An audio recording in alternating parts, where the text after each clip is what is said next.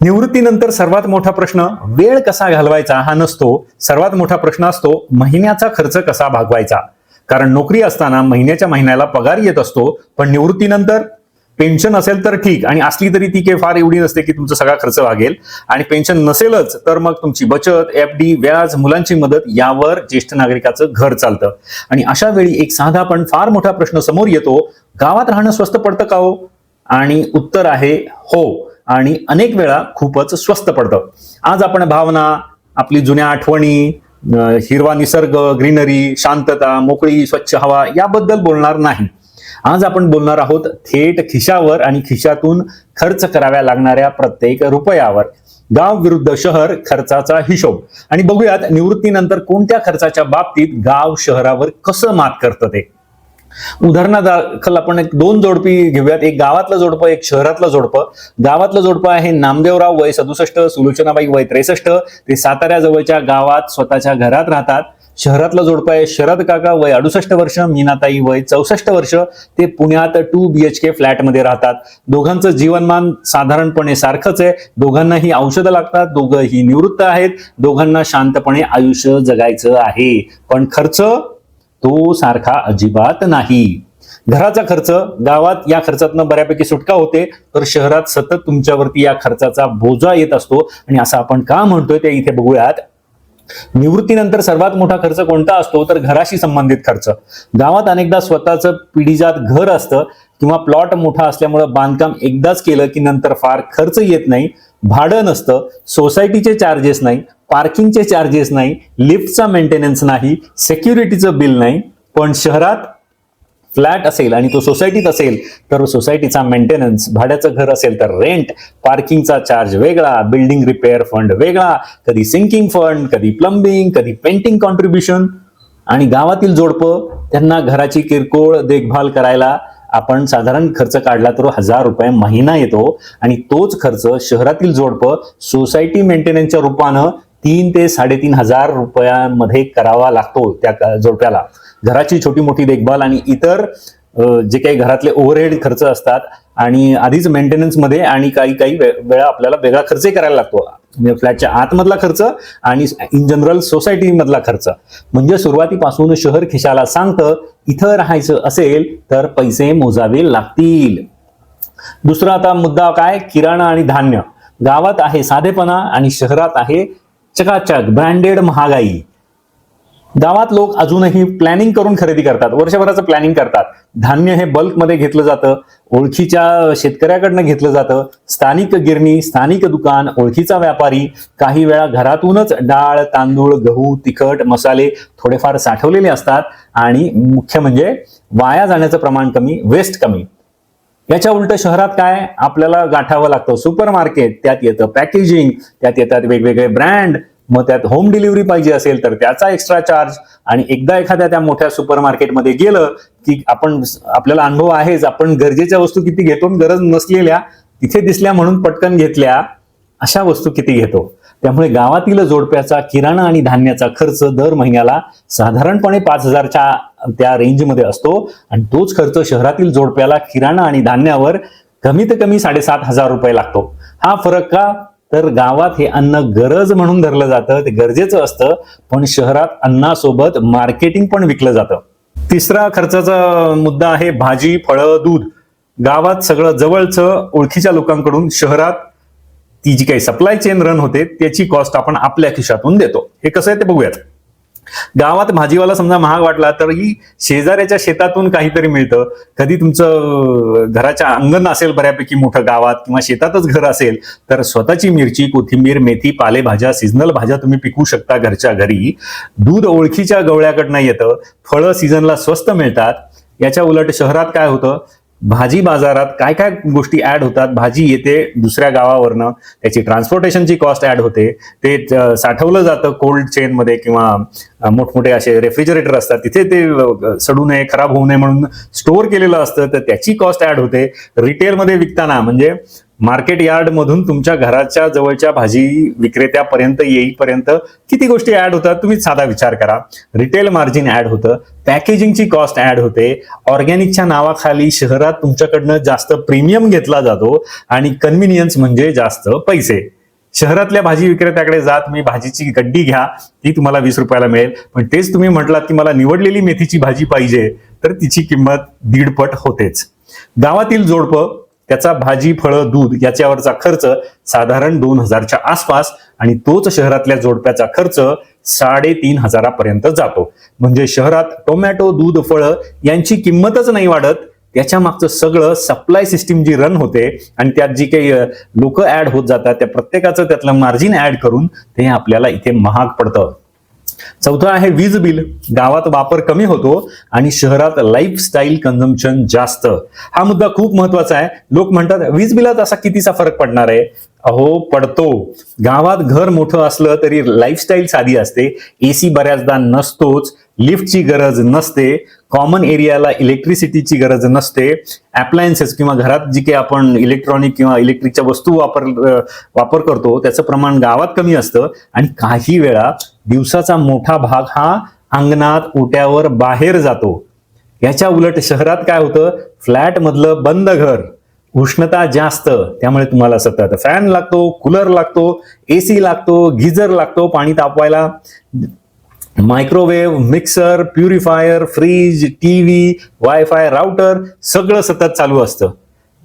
गावातील जोडप्याचा वीज बिलाचा खर्च हा साधारण 800च्या आसपास आणि तोच शहरातील जोडप्याचा जातो 2200 पर्यंत. निवृत्तीनंतर माणूस घरात जास्त वेळ असतो आणि शहरात घरात राहणं म्हणजे अनेकदा जास्त इलेक्ट्रिकल कन्झम्पशन किंवा विजेचा वापर. पाचवा मुद्दा आहे गॅस आणि स्वयंपाक.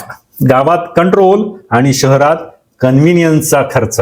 गावात स्वयंपाक साधा, बाहेरचं खाणं कमी असतं किंवा बाहेरनं मागवलेलं कमी असतं, जेवणाचं प्लॅनिंग प्रॉपर असतं आणि काही ठिकाणी तुम्हाला अल्टरनेट फ्युएल सपोर्ट असतो. म्हणजे तुमच्याकडे गॅसही असू शकतो, चूलही असू शकते, बायोगॅसही असू शकतो आणि अन्न साधं असल्यामुळं कुकिंग पॅटर्नही शिस्तशीर किंवा डिसिप्लिन्ड असतो. याच्या उलट शहरात कधी गॅस, कधी इंडक्शन, कधी तुम्ही रेडी मिक्स पॅकेट आणून अन्न तयार करता, कधी तुम्ही बाहेरनं खायच्या गोष्टी मागवता. स्वयंपाक घरात कन्व्हिनियन्स कल्चर वाढतं, त्यामुळे डायरेक्ट गॅस खर्चाबरोबर इनडायरेक्ट किचनचा खर्च देखील वाढतो. त्यामुळे गावातील जोडप्याचा गॅस आणि इंधनावरचा खर्च साधारण 900च्या आसपास असतो, तोच शहरातील जोडप्याचा जातो 1100 ते 1500 रुपयापर्यंत. फरक कमी वाटतो, पण इथं खरी गोष्ट अशी आहे की शहरात स्वयंपाकाचा खर्च फक्त सिलेंडरमध्ये दिसत नाही, तो पॅकेज्ड फूड्स मध्ये देखील लपलेला असतो. सहावी गोष्ट आहे मोबाईल, इंटरनेट, टीव्ही. गावात गरजेपुरतं, शहरात सबस्क्रिप्शन कल्चर. गावात ज्येष्ठ नागरिकांच्या जोडप्याला बेसिक मोबाईल, रिचार्ज आणि टीव्ही पुरेसं असतं. मनोरंजन साधं असतं, नेटवर जगणं कमी असतं, लोकांत जगणं जास्त असतं. शहरात काय होतं, तुमचे मोबाईलचे प्लॅन असतात, त्याच्यावरती डेटाचा प्लॅन वेगळा असतो, फायबरचं थ्रू आलेलं इंटरनेट असतं, डीटीएचचा वेगळा खर्च असतो, ओटीटीचा खर्च, स्मार्ट टीव्ही, ऍपचे सबस्क्रिप्शन असतात आणि एक एक सर्व्हिस फार महाग वाटत नाही, पण सगळं मिळून तुम्ही हिशोब केला तर महिन्याला आपली बऱ्यापैकी रक्कम उडते या गोष्टीवर. त्यामुळे गावातील जोडप्याचा मोबाईल, टीव्ही, रिचार्ज हा खर्च 700च्या आसपास असतो, तोच शहरातील जोडप्याचा तब्बल तिप्पट होतो. 1800च्या आसपास तो खर्च जातो आणि शहरात खर्चाचा मोठा शत्रू कोण, तर छोटे छोटे मंथली हे ऑटो डेबिट्स किंवा महिन्याच्या महिन्याला आपल्या अकाउंट मधनं कट होणारे छोटे छोटे खर्च. प्रत्येक खर्च छोटा असतो, आपण दुर्लक्ष करतो, पण ते एकत्र केलं तर ही एवढी मोठी अमाऊंट होते ती. सातवा मुद्दा आहे आरोग्य खर्च. गावात कमी नाही, पण शहरात पटकन फुगतो. हा फार नाजूक आणि महत्वाचा भाग आहे. ज्येष्ठ नागरिकांच्या खर्चात औषध आणि डॉक्टर हा आयटम फार मोठा असतो. नीती आयोगानुसार वृद्धांच्या वैद्यकीय खर्चाचा मोठा भाग अजूनही आउट ऑफ पॉकेट जातो, म्हणजे स्वतःच्या खिशातनं त्यांना ते द्यायला लागतं. गावात एक बेसिक डॉक्टर असतो, स्थानिक क्लिनिक असतं, ओळखीचा डॉक्टर असतो, ओळखीचा मेडिकलवाला असतो. कन्सल्टेशन फीज ह्या शहरापेक्षा बऱ्यापैकी कमी असतात. टेस्ट करायची असेल तर लॅबचे चार्जेस पण कमी असतात आणि म्हणून हा जो काही रुटीन समजा तुमचं चेकअप असतं महिन्याच्या महिन्याला किंवा जे काही डॉक्टरांनी सांगितलेल्या कालावधीत तुम्हाला करायचं असतं त्याची रक्कम ही कमी राहू शकते खर्चाची आणि मोठ्या आजारासाठी शहर गाठावं लागतं. हा बॅलन्स पॉइंट आहे. पण या उलट शहरात काय होतं, स्पेशालिस्ट कन्सल्टेशन, डायग्नोस्टिक्स किंवा जे काही लॅबोरेटरी असतं त्याचे टेस्ट, स्कॅन करा, ब्रँडेड फार्मसी बिल्स, मेडिकलची दुकानं ब्रँडेड झालेली आहेत त्यांचे बिल्स, रिपीटेड फॉलोअप्स, आणि थोडं आता हे वाटतं तर ही पण टेस्ट करू, ती पण टेस्ट करू, असं म्हणता म्हणता हे बिल वाढत जातं. त्यामुळे गावातील जोडप्याचा महिन्याचा औषध आणि डॉक्टरचा ॲव्हरेज खर्च आपण 3,000 धरू, पण तोच शहरातील जोडप्याला साधारण 5,500च्या आसपास करावा लागतो. हा खर्च 1,000 जास्त म्हणून नाही, तर सेवेची किंमत जास्त म्हणून शहरात हा खर्च वाढतो. म्हणजे टेस्ट तीच असते, त्याची सगळी प्रोसेस तीच आहे, त्याचा रिझल्ट जो काही असतो काढायची पद्धत तीच असते, पण गावातली टेस्ट करणारी लॅब आणि शहरातली टेस्ट करणारी लॅब यांच्या किमतीत नक्कीच फरक असतो. 8वा मुद्दा आहे प्रवास. गावात तुम्ही असता पायावर किंवा सायकलवर, शहरात असतो सगळ्या गोष्टीसाठी मोजावा लागतो पैसा एका ठिकाणाहून दुसऱ्या ठिकाणी जाण्यासाठी. गावात अनेक ठिकाणी चालत जाता येतं, किराणा असेल, देऊळ असेल, शेजारी असेल, बाजार असेल, मित्रमैत्रिणींना भेटणं असेल, चौकात जाणं असेल, सगळं कसं जवळच्या परिघात. आणि शहरात तुम्हाला जर तुम्ही टू व्हीलर वगैरे चालवत नसाल तर मग तुम्हाला रिक्षा करणं भाग आहे, कॅब करणं भाग आहे, पेट्रोल आलं, पार्किंग आलं, ट्रॅफिक आलं, आणि प्रत्येक वेळी बाहेर पडणं म्हणजे खर्च. तर गावातील जोडप्याला गावातील छोटी ये जा जी काही महिन्याची असेल त्याच्यासाठी साधारण 800च्या आसपास खर्च येतो, आणि तोच खर्च शहरातील जोडप्याचा रिक्षा, कॅब, पेट्रोल, समजा स्वतःचं व्हेकल असेल तर तो 3,000च्या आसपास जातो. आणि शहरात अंतर फक्त किलोमीटरचं नसतं, ते पैशाचं अंतर असतं. 9वा मुद्दा आहे सामाजिक जीवन. गावात आपलेपणा आणि शहरात खर्चिक आउटिंग. गावात सोशल लाईफ म्हणजे शेजाऱ्यांची गप्पा, मंदिरात तुम्ही ओळखीच्या लोकांना भेटता, नातेवाईक असतात, एखादा कार्यक्रम असतो महिन्याला, सण असतात, गावची जत्रा असते, इतर उत्सव असतात. त्यामुळे घरगुती भेटीतनं आपलं सामाजिक जीवन गावात खुलत असतं, त्यात खर्च कमी आणि माणुसकी जास्त. आता तुम्ही शहरातलं सोशल लाईफ, जे शहरात राहतात त्यांनी विचार करा की आपलं सोशल लाईफ काय असतं. आपण कुणाला भेटायचं म्हटलं तर आपल्याला भेटायला लागतं बाहेर कुठेतरी हॉटेलात किंवा कॅफेमध्ये, ते काही तुम्हाला फुकट बसून देणार नाही, तो खर्च आला. ऑर्गनाइज गेट टुगेदर असतात तुमचे, मग त्यात त्या व्हेन्यूचा खर्च, जेवणाचा खर्च, त्या व्हेन्यूला पोहोचण्यासाठी तुम्ही कॅब, रिक्षा काही जे करून जाल, गिफ्ट न्यावं लागतं.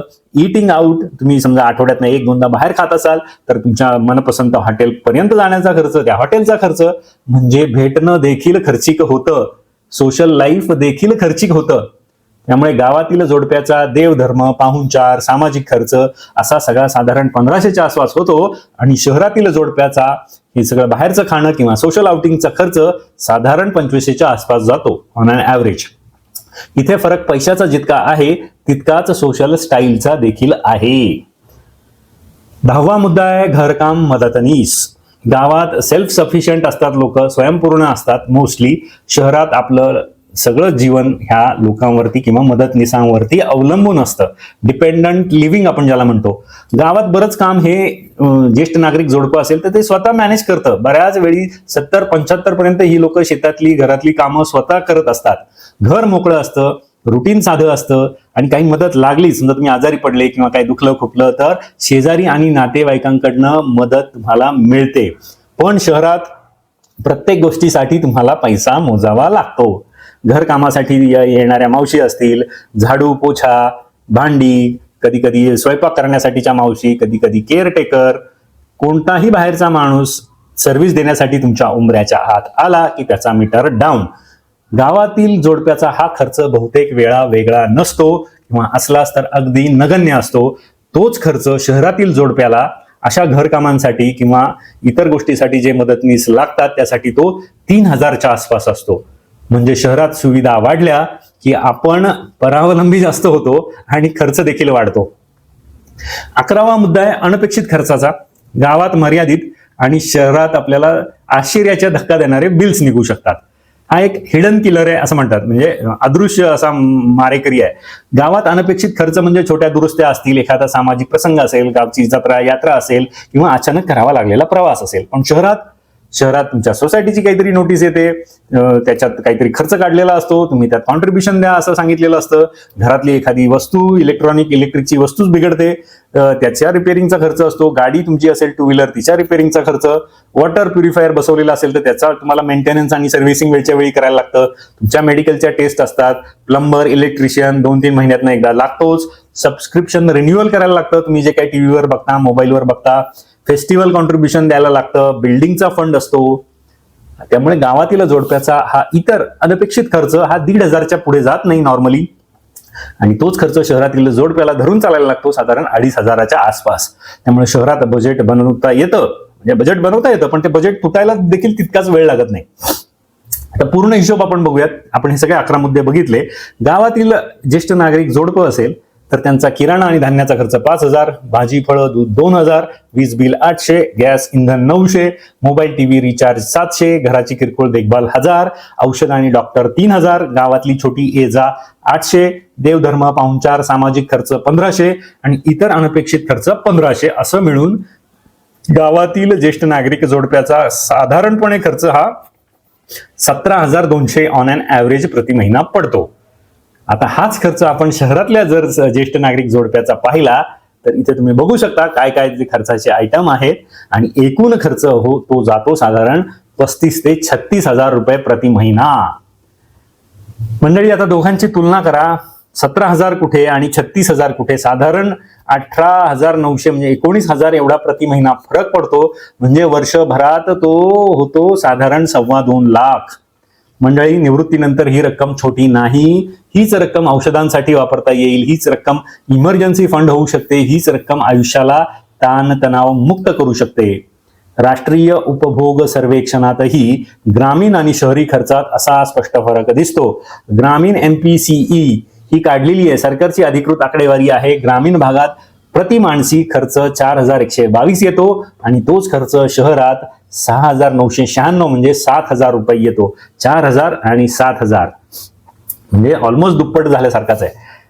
आता तुम्ही म्हणाल मग शहराचा काही फायदाच नाही का? शहरांचे काही फायदे आहेत. मोठी हॉस्पिटल्स असतात, स्पेशलिस्ट असतात, मोठमोठ्या अत्याधुनिक लॅब असतात, इमर्जन्सी रिस्पॉन्स तुम्हाला पटकन मिळतो. हा मुद्दा नक्की मान्य केला पाहिजे. पण जर प्रश्न फक्त एवढाच असेल की निवृत्तीनंतर महिन्याचा खर्च कुठे कमी असतो, तर उत्तर अनेक वेळा स्पष्ट आहे, गावात.